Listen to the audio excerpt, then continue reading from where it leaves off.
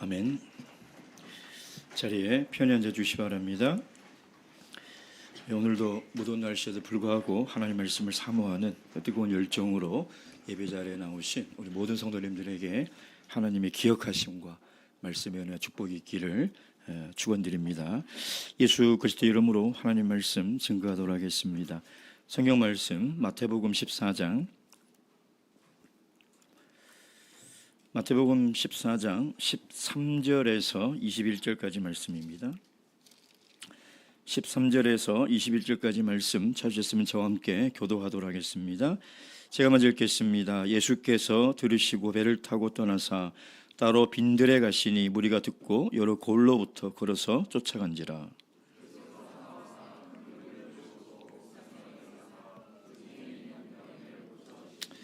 저녁이 되매 제자들이 나와 가로되 이곳은 빈들이요 때도 이미 저물었으니 우리를 보내어 마을에 들어가 먹을 것을 사 먹게 하소서. 제자들이 가로되 여기 우리에게 있는 것은 떡 5개와 물고기 2마리 뿐이니이다. 무리를 명하여 잔디 위에 앉히시고 떡 5개와 물고기 2마리를 가지사 하늘을 우러러 축사하시고 떡을 떼어 제자들에게 주시매 제자들이 무리에게 주니. 다 함께 읽겠습니다. 시작. 먹은 사람은 여자와 아이 외에 5,000명이나 되었더라. 아멘. 성도님들, 혹시 예수님의 기적 중에 사복음서의 모든 저자가 기록한 유일한 기적이 뭔지 혹시 아시나요? 성경 지식과는 전혀 상관이 없이 눈치가 빠르면 맞출 수 있는 거죠. 오늘 우리가 방금 읽은 오병이어의 기적입니다. 마가복음 6장 그리고 누가복음 9장 요한복음, 심지어 요한복음 6장에도 보면 이 오병이어의 기적이 기록이 되어 있습니다. 4명의 모든 기자가 특히 요한복음에서도 이 오병이어의 기사를 기록했다면 이것은 간접적으로 이 기적이 얼마나 중요한지를 오늘 우리에게 이야기를 하고 있는 것이겠죠. 이 오병이어의 기적이 너무나 유명하다 보니까 많은 사람들이 이 기적에 대한 태도와 관점들이 있습니다. 특히 현대신학자들 중에 이 오병이어의 기적을 이렇게 해석하는 사람들이 있습니다. 예수님께서 말씀을 마치시고 식사 시간이 되었을 때에 이 문제를 해결할 수 없게 되자 그 어린아이가 자기가 가지고 온 떡 5개와 물고기 2마리를 꺼내놓게 됩니다. 그랬더니 수많은 주위에 있던 어른들이 그것을 보고 너무 부끄러워서 숨겨놨던, 자기 주머니에 숨겨놨던 먹으려고 했던 떡과 음식들을 다 내어놓았다. 그래서 그것을 배불리 먹었다. 그러니 얼마나 아름다운, 이게 기적이 아니고 뭐가 기적이겠느냐, 이렇게 해석하는 사람들이 있다는 것이죠. 그래서 이 기적 자체를 놓고 이것이 사실이냐 아니냐라고 접근을 한다는 것입니다. 그래서 중요한 것은 이 기적을 통해서 하나님께서 우리에게 주시는 교훈이 무엇인가, 그게 중요한 것이죠. 오병이어의 기적을 통해서 오늘 우리에게 주시는 그 메시지가 무엇인가, 그것에 우리는 관심을 가져야 한다는 것입니다. 오늘 이 기적의 말씀, 너무나 유명한 오병이어의 기적을 우리가 함께 나눌 때에 오늘 우리 인생에 주시는 하나님의 교훈이 무엇인가, 그 음성과 뜻을 다 듣고 깨닫는 그런 귀한 시간이 되기를 주님의 이름으로 축원드립니다. 첫째, 이 제자들이 맞닥뜨린 현실의 문제가 무엇인가, 15절 말씀 다시 읽겠습니다. 시작. 저녁이 되매 제자들이 나와 가로되 이곳은 빈들이요 때도 이미 저물었으니 무리를 보내어 마을에 들어가 먹을 것을 사 먹게 하소서. 예수님께서 갈릴리 바다 건너편으로 먼저 가십니다. 혼자 가시는데 각 고을에서 예수님에 대한 소문을 듣게 된 것이죠. 예수님이 행한 기적들과 그 말씀의 교훈의 그 능력을 듣고 큰 무리들이 예수님을 쫓아갑니다. 그래서 예수님이 그 큰 무리를 보시고 나오시죠. 그 마음에 불쌍한 마음이 드는 거예요. 예수님을 쫓아오는 사람들 중에는 대다수가 가난한 자, 병든 자, 소외된 자, 죄인으로 낙인 찍힌 자들, 그 모습을 보니 너무나 마음이 아픈 것이죠. 여기서 불쌍히 여기다는 것은 공감하다는 뜻입니다. 공감하다. 예수님께서 기적을 베푸시는 그 출발점, 예수님이 병자를 낫게 하시고 치유하시는 그 출발점이 뭐냐면 공감하는 거예요. 죄인의 아픔을 주님께서 공감하시고 그 병든 자의 고통을 공감하는 것이죠. 얼마나 시간이 흘렀는지는 알 수는 없습니다. 병든 자를 고치시고 하나님 말씀을 전파할 때쯤에 이제 저녁 때가 돼버린 겁니다. 근데 수많은 무리들이 지금 있는 곳이 어디냐면 빈들이라는 것이죠. 오늘 이 본문에 보면 빈들이라는 이 단어가 2번 나옵니다. 강조하기 위한 것이죠. 무슨 얘기입니까? 빈들이라는 것은 먹을 것을 해결할 방법이 없다는 것이죠. 빈들에서 뭘 구할 수 있겠습니까? 말 그대로 허허벌판이요, 아무것도 없는 곳에서 무슨 음식을 구할 수 있겠냐 이 말이에요. 그래서 그들의 현실의 문제는 뭐냐면 지금 빈들에 있다는 것입니다. 도저히 음식을 구할 수 없는 그런 상황이라는 것이죠. 또한 사람들이 너무 많다는 것입니다. 14절에 보면 큰 무리라고 이야기하지 않고 큰 무리라고 이야기를 하고 있습니다. 또한 21절에 보면 그 먹은 사람이 여자와 아이 외에 5,000명이나 되더라. 당시 유대인들이 사람을 계수하는 방법은 20세 성인의 남자들만 계수를 합니다. 그러니 따지고 보면 최소 2만 명이 되는 것이죠. 남자 성인이 5,000명이니 그게 딸린 식구들과 여자아이를 계산했을 때 대략 2만 명 정도 되는 것이죠. 그럼 오늘 우리가 한 사람이 한 끼 식사를 하기 위해서 최소 얼마 정도 있어야 됩니까? 우리 영원회 때 1인 식사비가 얼마죠? 10,000원인가요? 10,000원이면 2만 명이면 2억 원인가요? 2억 원이 있어야 돼요. 예. 제자들에게 무슨 돈이 있습니까? 제자들에게는 2억 원이라는 돈이 없습니다. 있다 한들 그 허벌판에서 그 돈이 무슨 소용이 있겠냐 이 말이에요. 지금 제자들과 무리들에게 닥친 현실적인 문제는 뭐냐? 예수님께 나와 말씀을 듣고 병고침을 받고 너무 좋은 거예요. 하나님의 말씀을 들으니, 예수님의 말씀을 들으니 어디에서도 들어보지 못한 권세 있는 말씀이요, 참으로 지혜로운 말씀인 거예요. 너무 은혜스러운 거예요. 그리고 병이 낫는 기적을 보니 막 가슴이 뛰는 거예요. 너무나 좋은데 문제는 뭐냐면 떡이 없다는 거예요. 먹을 떡이 없다는 것이죠. 여러분, 우리의 신앙은 늘 이 도전입니다. 신앙생활이 너무 좋아요. 하나님의 말씀을 듣는 것도 좋고 교회도 너무나 좋아요. 근데 늘 문제는 뭐냐면 떡의 문제, 먹는 것의 문제라는 것이죠. 오늘 우리의 문제가 뭡니까? 떡으로만 사는 것이 아니라는 것을 우리가 너무나 잘 압니다.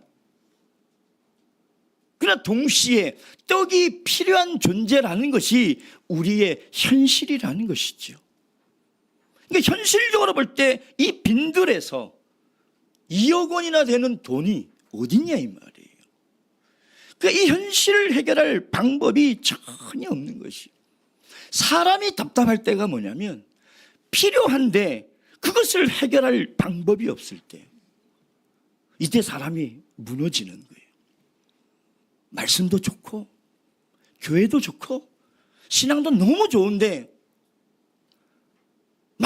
맞닥뜨린 그 현실을 해결하지 못할 때, 필요는 있는데 도저히 해결책이 없을 때, 그때 무너지는 거예요. 많은 사람들이 신앙을 현실 도피로 생각하는 사람들이 있어요. 현실을 부정해 버리는 거죠. 그러나 신앙은 현실을 부정하는 게 아닙니다. 수많은 사람들이 해결책이 없을 때 택하는 방식이 뭐냐? 그걸 피해 버립니다. 떠나가 버리는 것이죠. 제자들의 방법을 보십시오. 15절 다 함께 다시 읽겠습니다. 시작. 저녁이 되매 제자들이 나와 가로되 이곳은 빈들이요 때도 이미 저물었으니 무리를 보내어 마을에 들어가 먹을 것을 사 먹게 하소서. 그러니까 빈들이고 해도 저물었고 도저히 이걸 해결할 방법이 없으니 어떻게 하자고요? 마을로 돌려보내버립시다. 제자들의 말은 해결책이 아니에요. 이게 도피하는 거죠. 회피해버리는 것이죠. 여러분, 지금 이 제자들 앞에 놓인 이 문제를 해결할 방법이 있겠습니까?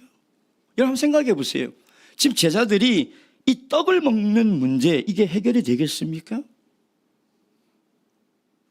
해결책이 없습니다. 즉 우리가 살아가면서 맞닥뜨리는 현실의 문제는 우리에게 해결할 능력이 없는 거예요. 우리가 해결책을 가지고 있는 게 아니라는 것입니다.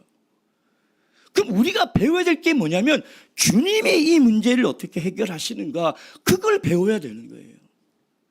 이걸 우리가 어떻게 해결합니까?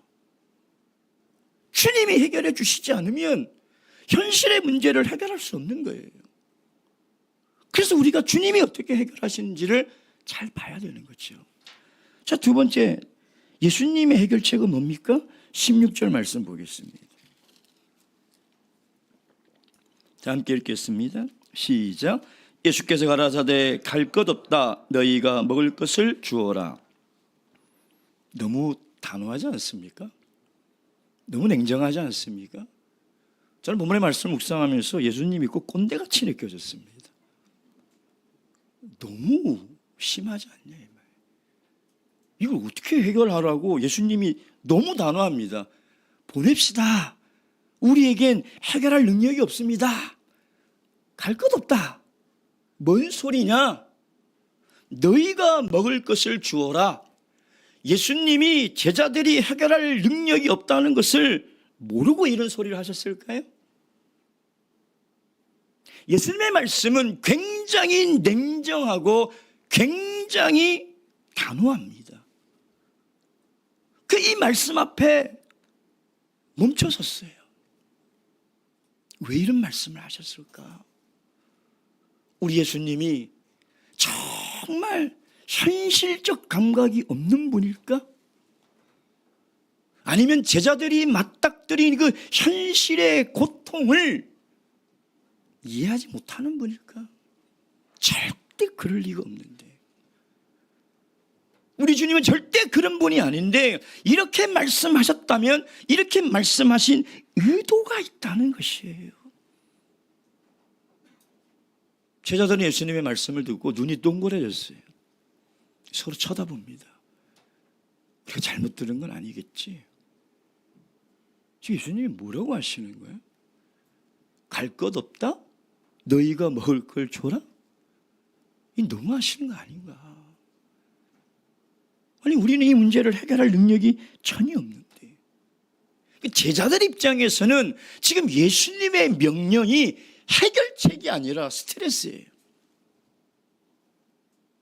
많은 성도들이요, 현실적인 문제를 닥쳤을 때 하나님 말씀으로 고면하면 스트레스를 받아요.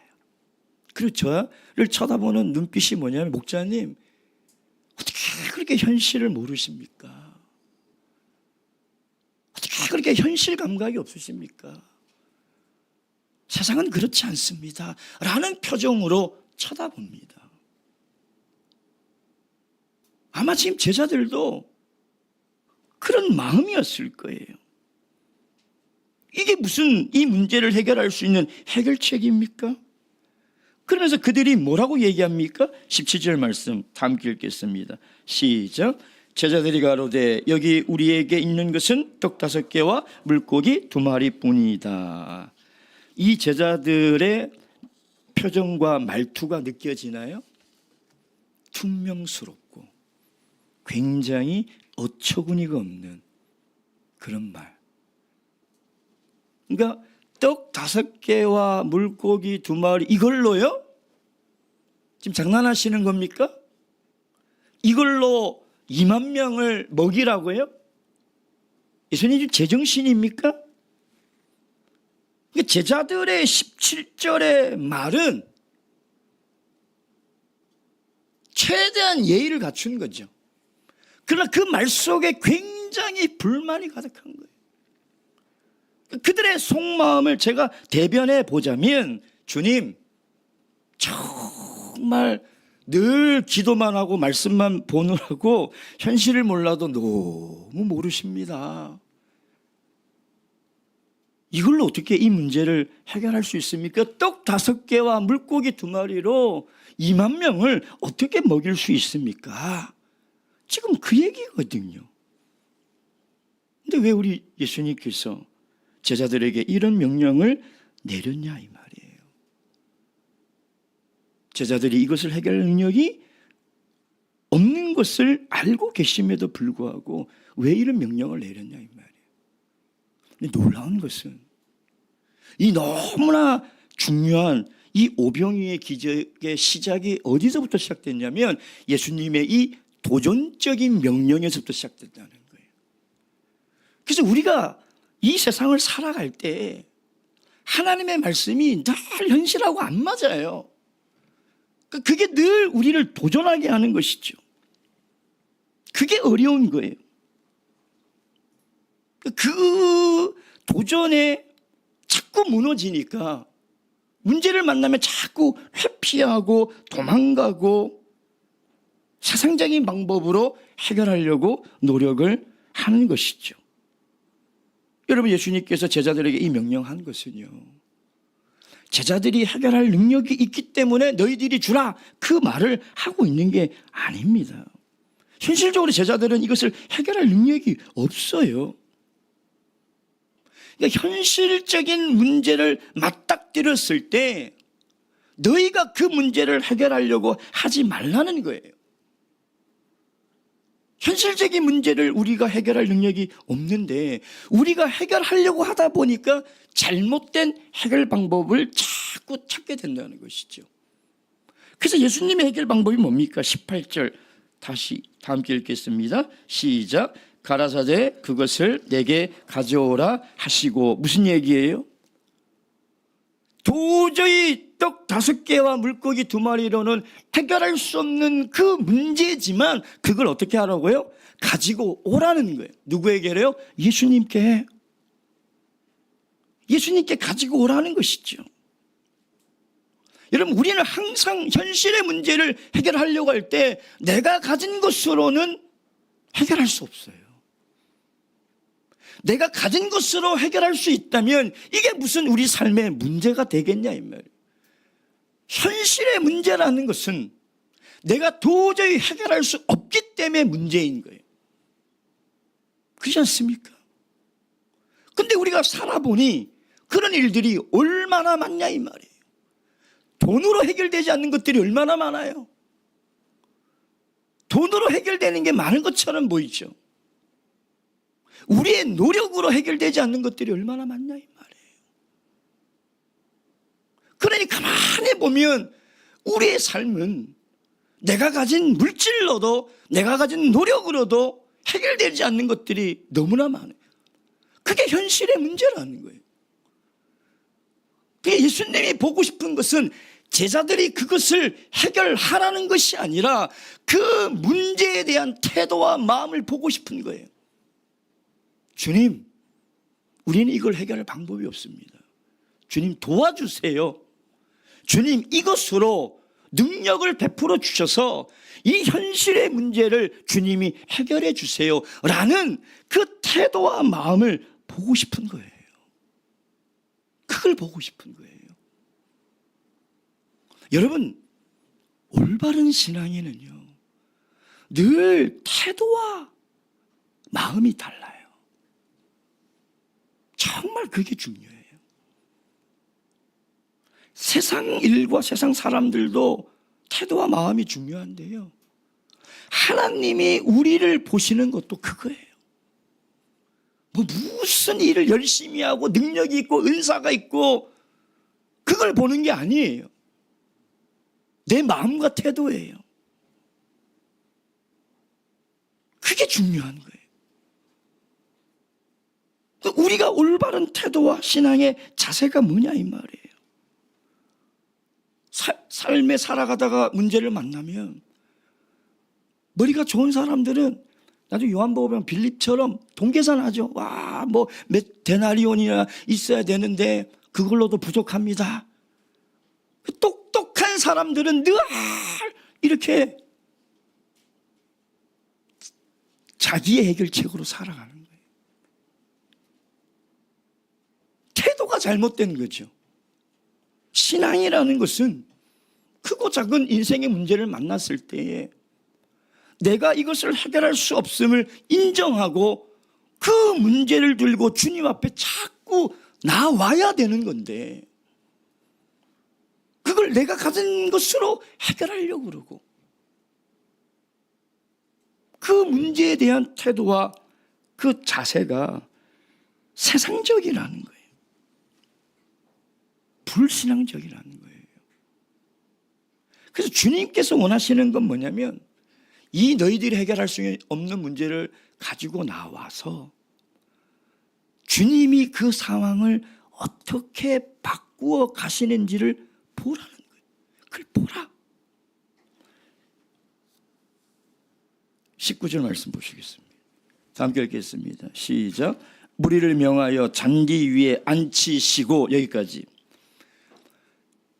앉히시고 이 말은 뭐냐면 이런 얘기예요. 식탁을 차리라는 거예요. 다른 병행 구절에 보면 뭐 몇 명씩 이렇게 여기 앉힌다는 것은 유대인들은 비스듬히 앉아서 식사를 하거든요. 그 앉으라는 게 뭐냐면 숟가락 깔고 지금 숟가락을 세팅하라는 거예요. 아직 현실적인 문제는 떡 5개와 물고기 2마리인데 앉히라는 거예요. 그 말은 뭐예요? 내가 이 문제를 해결할 능력이 있으니 너희들 잠잠하라는 거예요. 너희는 잠잠히 있어 오늘날 하나님께서 베푸실 구원의 능력을 보라는 거예요. 그게 우리가 취할 태도이지, 우리가 그것을 해결하려고 해결하지 못해서 발을 동동동동 구르고 거기에 몰입되어서 신앙까지 흔들려 버리는 그런 삶을 살아가지 말라는 거예요. 제가 2달 남미 사역을 마치고 와서 한 성도님과 이야기를 나눴습니다. 왜냐하면 제가 이렇게 갈 때쯤에 이 성도님의 가정에 참 너무나 고통스러운 일들과 참 해결할 수 없는 고난과 시련이 밀어닥친 거예요. 제가 그 사항을 알고 이제 남미 사역을 떠나게 되는 것이 너무나 마음이 무거웠습니다. 그곳에서도 계속 이 가정을 위해서 기도를 했어요. 돌아와서 그 참 문제들이 어떻게 되었는지 궁금하기도 하고, 그래서 물어봤습니다. 성도님, 어떻게 참 어려운 시기를 믿음으로 잘 이겨내고 계십니까? 근데 성도님 너무나 놀라운 이야기를 하시는 거예요. 정말 해결책이 없어 보이는, 정말 어떻게 살아야 될지 모를 정도로 힘든 그런 일들이 막 이 삶에 밀어닥치는데 도저히 자기가 가진 것으로는 해결할 방법이 없는 거예요. 그러니까 하나님께 기도하는 거 외에는 없는 거예요. 근데 놀라운 것은 기적처럼 하나하나 하나님께서 그것을 해결해 주시고 풀어가 주시고 인도해 주셨다는 거예요. 그러면서 저에게 하시는 말씀이 뭐냐면, 목사님, 제가 예전에 저였다면 이런 현실의 문제를 만났을 때 저는 분명히 원망하고 불평하고 제 삶을 정말 비난하고 원망했을 거라는 거예요. 근데 지금은 믿음이 생기다 보니까 걱정이 안 된대요. 제가 그 간증을 듣고 그렇게 말씀을 드렸습니다. 성도님, 정말 해결할 방법이 없을 것 같은 그런 고난도 주님께서 해결해 주시고 인도해 주신 것이 정말 기적이고 너무나 큰 은혜인데, 제가 본 더 큰 은혜는 그 과정 속에서 성도님이 하나님과 더 가까이 나아간 것 같고, 하나님이 성도님의 삶을 이끌어가는 것을 통해서 신앙이 성장한 것이 저에게는 더 기적입니다. 예수님이 제자들에게 원하는 것이 이거 아니겠습니까? 그 떡 5개와 물고기 2마리로 5,000명을 먹은 것이 주님 입장에서 무슨 큰 능력이겠습니까? 그 능력이 대단해서 지금 사복음서의 모든 기자가 유일하게 이 기적만 기록했겠냐 이 말이에요. 정말 이 위대한 기적을 통해서 제자들이 깨달았으면 좋겠다는 것, 오늘 이 현실적인 문제 안에서 살아가는 이 시대의 모든 그리스도인들이 깨달았으면 좋겠다 하는 것, 그것이 우리 예수님의 마음이 아니겠냐 이 말이에요. 그때 마지막 세 번째, 정말 우리의 문제가 뭐냐 이 말이에요. 정말 우리의 문제가 뭘까? 이 오병이어의 이 기적을 우리에게 말씀하시는 게 그 이유가 뭐냐 이 말이에요. 여러분, 우리는 지금 마태복음 13장에 씨 뿌리는 비유를 우리가 쭉 함께 상고했습니다.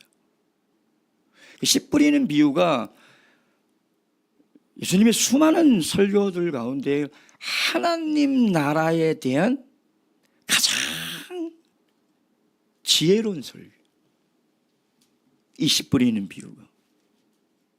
그 다음에 오병이어의 이 기적은 뭐냐면 하나님 나라에 대한 예수님의 가장 탁월한 능력을 우리에게 보여주고 있는 기적이라. 그러니까 하나님 나라에 대해서 수많은 기적들을 행하셨는데 그 중에 오병이어의 기적만큼 하나님 나라를 완벽하게 보여주는 기적이 없다는 거죠. 무슨 얘기냐면, 여러분, 당시 유대인들에게는 어떤 신앙이 있었냐면 메시아 대망사장이 있었죠. 그러니까 그 메시아가 반드시 올 거라는 믿음을 가지고 살아가고 있었어요.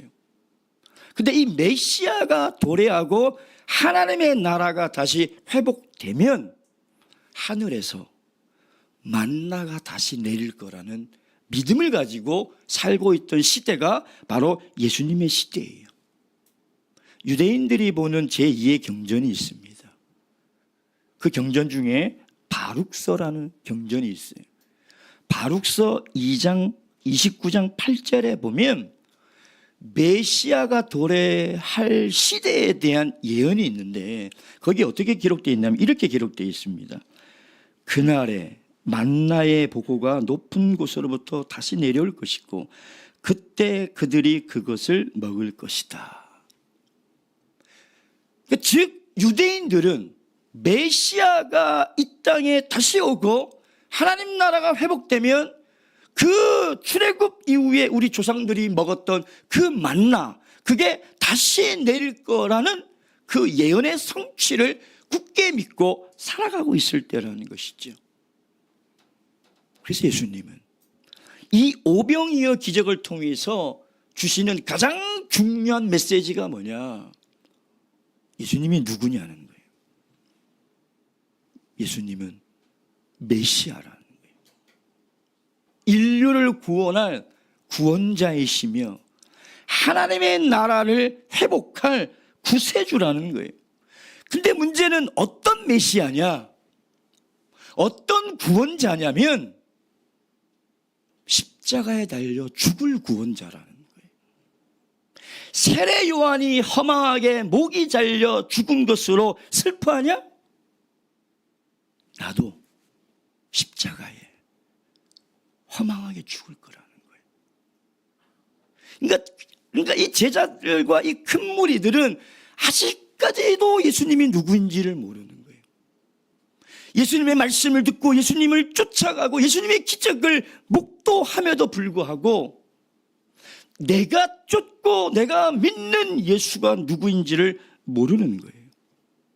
여러분, 우리는 다시 이 오병이어의 기적의 기사에 처음으로 돌아가겠습니다. 12절 말씀, 12절 13절 시작. 요한의 제자들이 와서 시체를 가져다가 장사하고 가서 예수께 구하니라. 예수께서 들으시고 배를 타고 떠나사 따로 빈들에 가시니 무리가 듣고 여러 거울로부터 걸어서 쫓아간지라. 세례 요한의 제자들이 목이 달아난 스승의 시신을 안장하고 장례를 치르고 얼마나 비통한 마음으로 예수님을 찾아왔겠냐면, 왜 찾아왔을까요? 왜 예수님께 세례 요한의 죽음에 대해서 다 고했을까요? 왜 그랬을까요?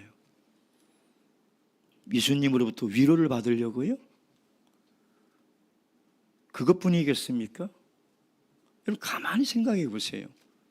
왜 제자들이, 세례 요한의 제자들이 예수님을 찾아와 스승이 세례 요한의 죽음을 다 고했냐 이 말이에요. 세례 요한의 제자들이 예수님을 향하여 기대하는 게 뭘까요? 예수님의 그 능력으로 불의한 헤롯 대왕을 심판하고 하나님의 나라를 세워달라는 거예요. 그게 정의라는 거예요. 정의를 세워달라는 것이죠. 근데 예수님이 아무 말도 안 하고 떠나가십니다. 왜? 그건 예수님의 사명이 아니에요. 그게 하나님 나라의 정의가 아니라는 거예요. 예수님은 죽음으로써, 예수님은 십자가의 희생으로서 하나님의 나라를 세우실 목적으로 이 땅에 오신 거예요. 그래서 예수님이 그 얘기를 듣고도 세례 요한의 제자들에게 위로를 하거나 그들에게 어떤 대답도 하지 않고 떠나는 것은 예수님의 사명도 아니요, 하나님의 나라를 세우는 방법도 아니기 때문인 거예요. 하나님의 나라는 무력으로 세워지는 것도 아니고 하나님의 나라는 그런 능력으로 세워지는 것이 아니라는 거예요. 그래서 마태는 오늘 이 마태복음 14장의 이야기를 자세히 보면 어떤 그림이 유추가 되냐면 마태복음 24장 26장 26절, 마태복음 26장 26절, 마태복음 26장 26절. 다 함께 읽겠습니다. 시작. 저희가 먹을 때에 예수께서 떡을 가지사 축복하시고 떼어 제자들의 주시며 가라사대 받아 먹으라, 이것이 내 몸이니라 하시고. 즉 떡을 떼는, 떡을 그냥 떼는 게 아니라 받아서 축사하시고, 오병이어의 기적에 보면 축사 이후에 떡을 떼서 사람들에게 주지 않습니까? 이것은 뭘 지금 이야기하고 싶냐면 주님께서 십자가의 죽음의 희생으로 열어놓으신 그 피와 살로 세운 그 새 언약, 그 예수 그리스도의 죽음과 희생으로 말미암아 세워지는 그 하나님 나라의 공동체가 모든 사람에게 나눠질 거라는 거예요. 근데 지금 제자들과 무리들은 그걸 모르고 있는 거예요. 예수님은 자신의 몸을 버려서 죽음으로 하나님 나라를 세우는 것이 예수님의 계획이고 하나님의 방법이에요. 근데 그들은 보세요. 요한복음 6장 14절 15절. 요한복음 6장 14절 15절.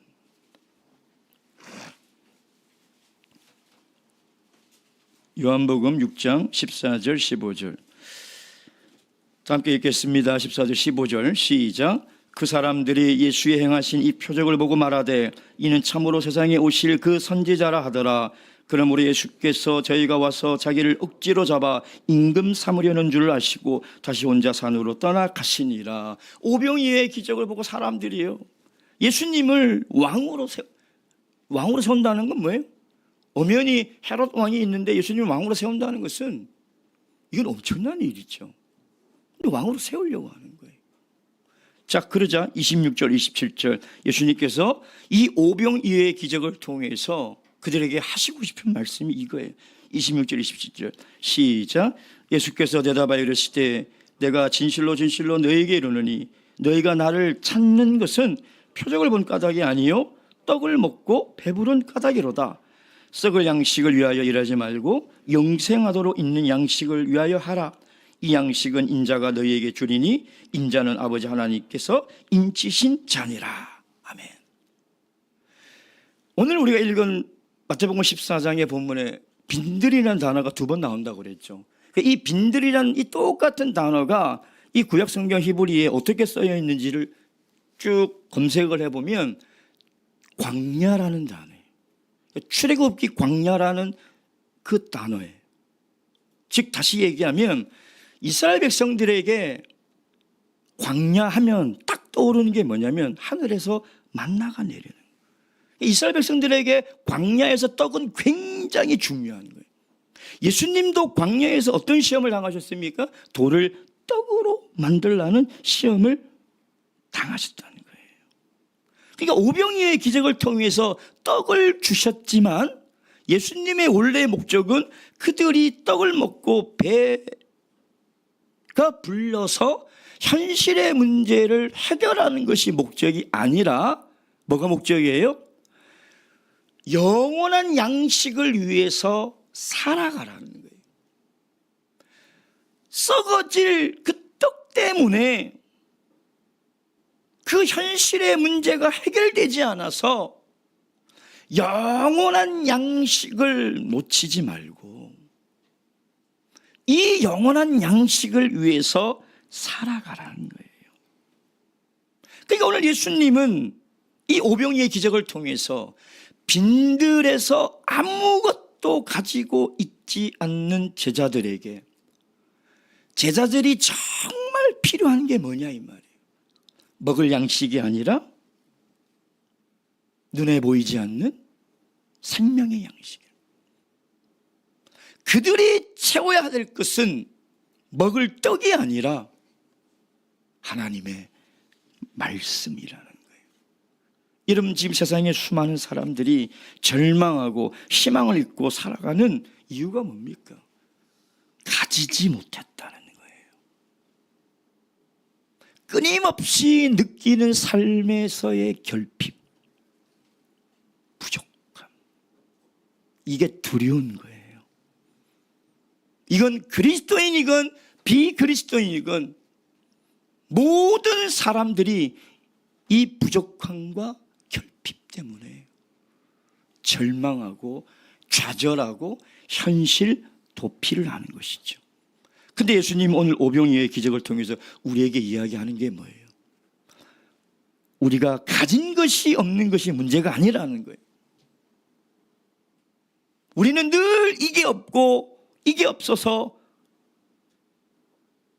먹을 게 없고 살 게 없고 그래서 내 인생이 문제라고 생각하지만 우리 예수님은 오병이어 기적을 통해서 뭘 말씀하시냐? 정말 너희들이 채우고 너희들이 필요한 게 뭐냐? 그걸 지금 우리에게 얘기하는 거예요. 여러분, 오늘 우리에게 정말 문제는 먹을 떡이 없는 게 문제가 아니에요. 영적으로 채우지 못하는 게 문제예요. 먹을 게 넘쳐나지 않습니까? 저는 지금 자라나는 우리 아이들을 보면 걱정이 되는 게 그거예요. 결핍을 모르잖아요. 가난을 모르고 너무나 풍요롭잖아요. 그 속에서도 영적인 갈급함, 정말 우리가 채워야 될 것은 영원한 생명의 양식을 채워야 된다는 것을 가르쳐야 된다는 거예요. 여러분, 광야는 아무것도 없고 아무것도 할 수 없는 곳이에요.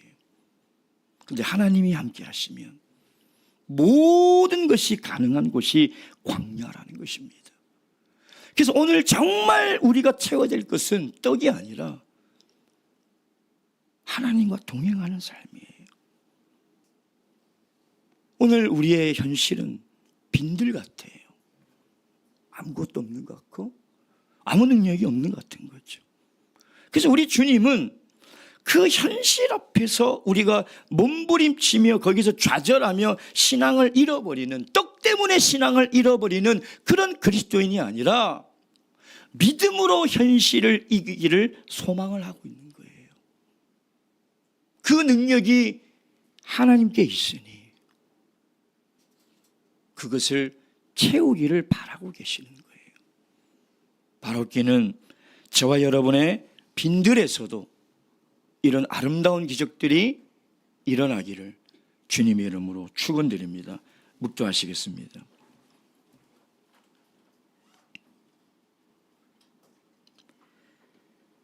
할렐루야. 아멘.